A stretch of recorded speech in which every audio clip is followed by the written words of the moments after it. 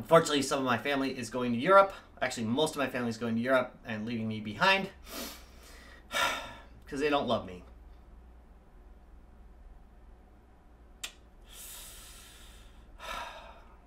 I'm not going to use that. Retro Rock plays everything. Well, hello ladies and germs, it's time for the last haul video before the Midwest Gaming Classic. The Midwest Gaming Classic, of course, being the biggest gaming convention in the Midwest as of this time, which is 2018. Got a bunch of stuff. Some of it will be at the show at the Guys, Games, and Beer Room. Some of it won't. Also, I want to mention I was on the Weekend Rental podcast. This week. I'm on this week's Weekend Rental podcast. I'll put a link down below. There was an interview. We talk a little bit about behind the scenes, running podcasts and running YouTube stations. It's pretty funny. They're really good, by the way. So if you're a podcast listener, you should check them out. They were doing a segment where they were responding to magazine questions, video game magazine questions from like the 80s and 90s, which is pretty darn hilarious. So anyway, check them out. Link down below.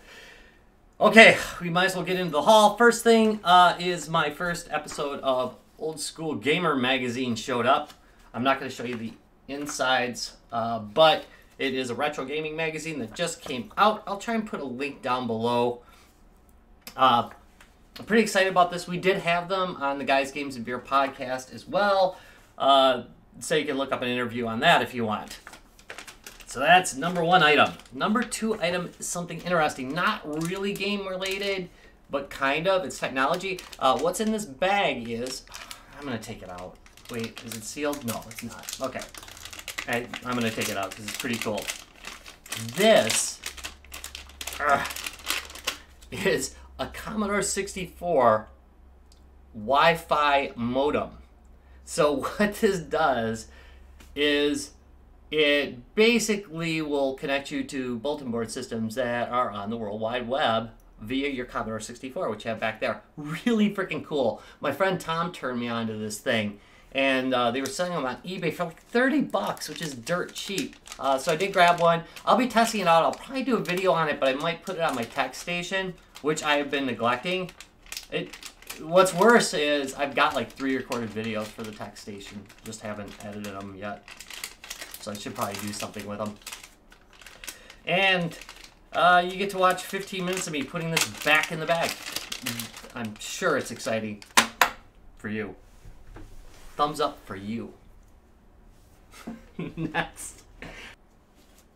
Okay, now that we're done with the Commodore 64 stuff, let's go on to the newer systems, and then we're going to go to some older stuff. First, let's start with the PS2, or PlayStation 2. We've got Zone of the Enders looking all beat up here for $2 at Goodwill. I've never seen this game in the wild, so I didn't realize it was as common as it was. But it is a shooter, which I absolutely love shooters, so had to pick it up. And for the price, I don't think it could be beat. Has the manual, has the game. Not in the best shape, but not terrible. So I'll definitely add it to my collection. Next, we have The Great Escape, another game I wasn't privy to. Apparently this was fairly popular in the day, though. No manual, unfortunately. Sad to say, but the disc's there, so we got a disc and cover. I'm trying not to buy any PS2 stuff without the covers anymore, unless it's rare. If it's rare, I'll do it.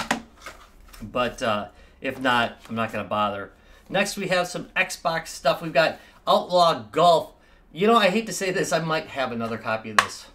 I like this kind of golf presentation, the weird arcade golf games. I really do enjoy quite a bit. So, nice to get another one of those games. Next, we have Raleigh Sport Challenge. And this is one of my favorite Xbox games. I absolutely love this. It was one of the first rally games that I played that was like modern, you know, that had modern graphics. It really blew me away in the day, especially the way like fences and stuff would get knocked over. So I'm glad to have that again. I really did enjoy it. Another game, Prince of Persia, The Sands of Time. Oddly enough, I played this game first, I think, on the Mac, and the Mac version was really kind of messed up. At the time, Mac ports were really pretty poor. It had to have been on the PC then, wouldn't it have been? I mean, there's only like 3 games that came out on the Mac that didn't come out on the PC. But anyway, I'm talking in recent times. So, probably should have just played the PC version of it, but still. Nice to see that. It's actually a pretty good game, as I recall. Unlike the movie, which I heard was really bad. I watched about 15 minutes of it. Next, we have one really beat-up copy of Splinter Cell for the Gamecube. But if there is a Gamecube game and it is not a sports game, I am going to grab it, because it is really hard to get Gamecube games in the wild. If you're out there in another state other than Wisconsin or another area even, let me know. Is it easy to get Gamecube games by you? It's terrible out here. They're either like super expensive or just not available. Speaking of Gamecube games, you know what? I'm going to break for 1 second because I did get some more Gamecube games from the missus. Hold on. Gamecube continued. All right. These I think Darlene paid full price for, but I wasn't around to ask when she got them, although the prices are pretty much average. That's okay, and it's awesome that she got them for me because she knows I'm low on Gamecube games. So the first thing I got was Kirby Air Ride, which, what is this? I don't think I ever heard of it. I wasn't hugely into the Gamecube when when it was out, so I missed a lot of the major games. Another thing is, one of the few sports games I actually like is the Mario ones. I really like the kind of humor and just weirdness infused games that feature sports. Yeah, that's it. And Mario does a pretty good job of those, so I like that. So we got that. I think these are all like, you know, between 10 and 20 bucks a piece. Super Mario Strikers, I know this was huge in the day and I never did get to play it, so I'm happy to play this. Don't mind soccer at all. Don't mind baseball when done right either, so that's good. But then again, I'll rarely buy them. I don't like serious ones. Next, she picked me up PlayStation 2 Simpsons Road Rage. Wasn't sure whether I had this or not already, so I told her to go ahead. That was one of the times when she called me. Next, the Godfather game. If you ever wanted to be a villain. Ooh, it's got a map. Back when EA was slightly less evil. You hear that wee wizard in the background. Sorry about that. My neighbor decided to start doing his grass during this. However, I live on the edge of town, and when you live on the edge of town, you are thankful whenever your neighbors do their grass. So you'll just be happy that the new neighbor is a guy who does his grass. Crazy Mini Golf 2. Again, I do love little crazy golf games. I love like the arcade golf games. So nice to get another Wii game. My Wii collection's coming along. I'm gonna have to do a Wii collection video. Maybe I'll do that next. It's kind of low-hanging fruit, and people seem to like those. So I'll definitely get around to doing one of those. Next, I'm gonna do some. I think I'll do some handheld stuff. Got a bunch of Game Boy stuff and Game Boy Color stuff. Pretty happy about it. I'll start with the weak stuff and then get a little bit stronger here. We've got RoboCop, which is, you know, an okay side scroller. Not the greatest by far. But then I also found Miner 2049er, which is one of my favorite games of the 8-bit era. Sadly, this isn't really as good as the Atari version, even though it looks a little bit better. It was during that period where they were really focusing on making these remakes look pretty, and they didn't really get the gameplay quite right. So it's not a terrible port by any means, but it's not as great as you'd think. Next, we've got Metroid. Oh, here, I better pop this out of the case. See, this is one of the problems. There we go. It's this is Metroid 2, and I got that fairly cheap. Haven't played it yet. I've got the original Metroid, so I'm kind of happy to check that one out. Also got Star Wars Pod Racer. This has that vibration function that some of the games had. I actually see it quite a bit with Game Boy Color games. Kind of excited to play it. This was actually really well regarded. I don't know if this version was, but this game was well regarded back in the day. I remember playing it on the Dreamcast, and I thought it was really pretty good. And you know, it's held up okay. It's got a feeling of speed that a lot of games don't have. Now, obviously, the Game Boy Color might be a different story. We'll see how that goes. Speaking of, I got to get back to rebuilding that Game Boy Color. Maybe I'll do that when I'm at MGC this year, if we have spare time. We'll see. Wave Race, another game that was, I think, fairly popular in a day. It was like $3, so didn't mind picking it up. Next, we have Super RC Pro-Am. I'm excited to play this. I don't think I've played this before, and I wasn't even aware it was out. I bet it was probably popular, and I just kind of missed it during the time period, but it was $2. So I hope it's really good. I'm excited to play that. I really like the RC Pro-Am series. Next thing I got, where did I get these from? Oh, I got these from GameStop. It's the first time I've been to GameStop in like a year, I think. Pretty sure. But they had some sales going on, so I decided to stop by and grab some stuff. These are all new. So we got Zelda, A Link Between Worlds, which I started playing a really long time ago. I don't think it matters to you guys because this was new. I think I got the game in my system too. I started playing this a long time ago when I had my first run with the 3DS, and I liked this game. It was one of the few games I liked early on in the 3DS's life, and never finished it, so I bought it to eventually finish it. It's one of those game systems that I have, you know, like by the bed, so I can play it when I can't sleep. Next, this was a suggestion from a viewer, Shantae and the Pirate's Curse.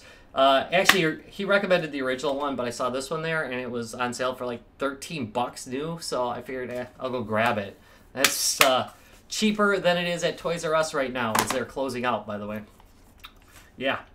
Next, Gunvolt Striker Pack, which is a shooter. I love shooters, so I'm very happy to have this.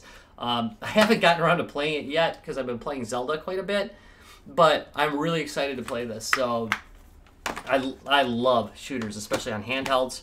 I did get one more Switch game, Has Been Heroes. It was used, did not come with the manual, unless they didn't come with the manual. You never know these days. But it is a roguelite or roguelike game. Actually, it's turn-based, so I guess I can call it a roguelike. We're not getting into this again. See one of my many rants on the subject. So I don't know how the reviews were. I think they were mediocre, so I never picked it up until I saw it really cheap. Next. Oh, wait. One more thing here. In the 16-bit realm, I've got F-15 Strike Eagle 2. It was like $3. No, it was $1.50 because it was half off. So, alright, whatever. I used to play that game on the Commodore 64 and thought it was the shiz. I'm guessing it's not the shiz anymore. Next, I got a Pocket Station. Strange story. This game system, it's not really a game system. I mean, it's a game system, I guess. But it's an add-on to the PlayStation. But it was made only in Japan. This particular thing disappeared in the mail for 2 months. And then after I got a refund, showed up. So I'm going to have to probably contact them and pay them for it. I've had 2 or 3 things have that happen to them. So there it is. I'll do an unboxing and a more in-depth video on this as well. It'll be coming up. I'll be doing some more retro stuff right after MGC. Oh, I see the weed wizard is back.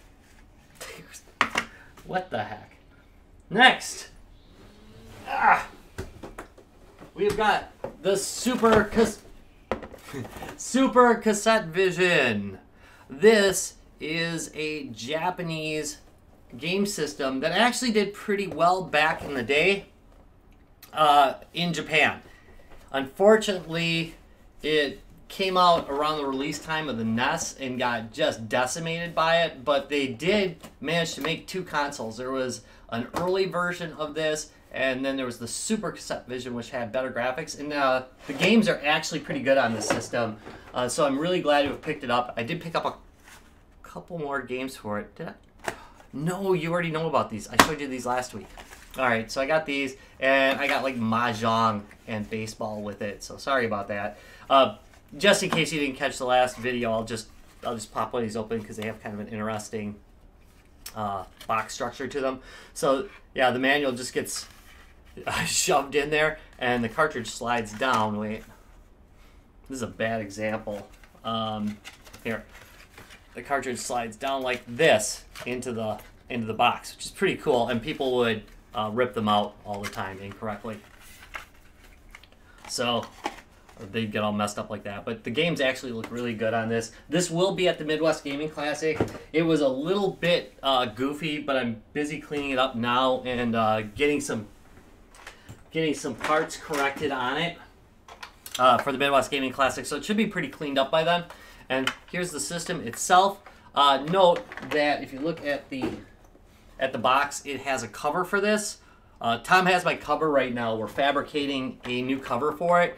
It won't have the permanent cover for MGC, but we will have a cover on it. It'll be black instead of smoke like the original one, but eventually we'll build a smoky one that's a little bit more exact for it. But anyway, the controllers go in to this tray, a cover goes on top, and then there's little notches right here, so you can bring the controller out, and then the cover would go on. It looks really nice. These tend to have these covers broken, and then they disappear a lot. This one had a cracked cover, and it looked okay from a distance, but if you looked at it close up, you'd notice it was really pretty wrecked up. So anyway, very happy to have this. It's a really great system that a lot of people haven't heard of, and it's going to be a lot of fun. I think people like it at MGC. It's perfectly playable now, too, so that's a good thing. More stuff I got. Yeah. The U-Force. Wait. This is one beat-up box. I got the U-Force.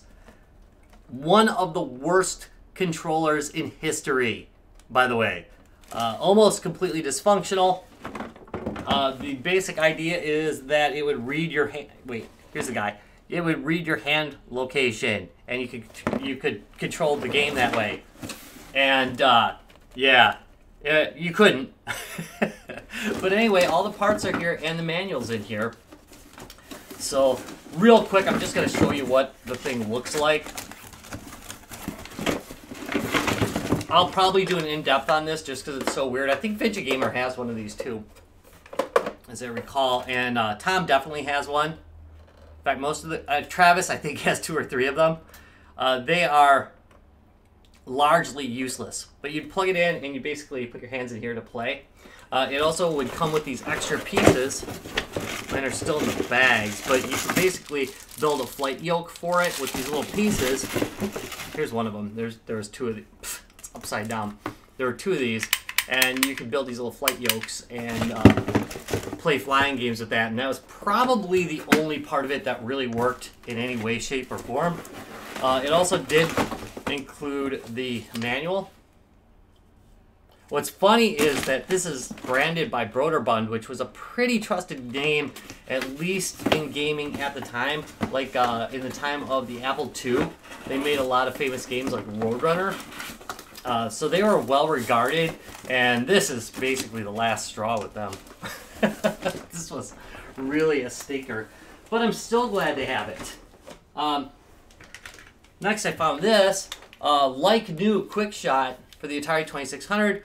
We'll definitely be doing a joystick review on this. I want to start up the joystick reviews again.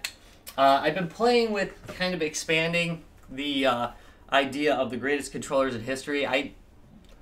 I'm struggling with that format still and how I'm going to do it. That's why we haven't had an episode of it yet. So, still coming. Still coming. Next. My wife found this for $5. It's a Sega Saturn steering wheel. How often do you see these? Not real often. I'm totally going to go buy Daytona and play with this because at Toys R Us, back when I think it was in high school, it might have been. No, it was after high school. They had this at Toys R Us with with Daytona, and I would play it just endlessly at there until they kicked me out. So really cool. I'm really happy to have this, and this is the first time I've seen one of these in the wild. So I'm very happy. I'm thrilled with her right now. All right, finally, this is the final thing. This is the big one. This is a holy grail item I've been looking for. Yes, it's a DVD player. No, what's important about it is it's a Nuon. Nuon is, it's a lot like, say, 3DO, where a bunch of these manufacturers of DVDs got together and decided to basically take on the video gaming industry and failed miserably. And that is the Nuon. So if you look at a Nuon system, there's actually a little port. Sometimes they're in the back, sometimes they're in the front, but this, I said, boy, this was a lot better in my head. All right, this is a joystick port. That'll pop off and there's a joystick port, and it just flew onto the floor. I'll find it later. Sometimes they were in the back of these, but this actually had a pretty decent multimedia chip in it, and it could play some killer games. But one of the killer apps, in fact, probably the only killer app for this, is the legendary game by Jeff Minter, Tempest 3000. Not 2000, 3000. It was a one-of-a-kind version for the Nuon. So this can play the only version of that. So that's pretty freaking cool, unless there's another one. If you know, if there is another one that I don't know about, please comment down below about that and correct me. I could use correction. Anyway, that is it. But I am so happy. I've been hunting for one of these in the wild for years. By the way, it was $5 and it was 25% off, so it was $3.50. These go for about $100 on eBay. Now, unfortunately, the controllers are going to cost me another $100 if I can find one. But it's going to happen, and I've got games incoming. I'm hoping to find a copy of Tempest 3000. But if not, I guess I'll just burn one. I mean, you know, what are you going to do? All right. Thank you very much for watching this. Again, if you're by the MGC or Midwest Gaming Classic, please stop by and say hi. Maybe have a beer with me or something. You know, that'd be cool. And, yeah, I'll see you in a couple days. Bye.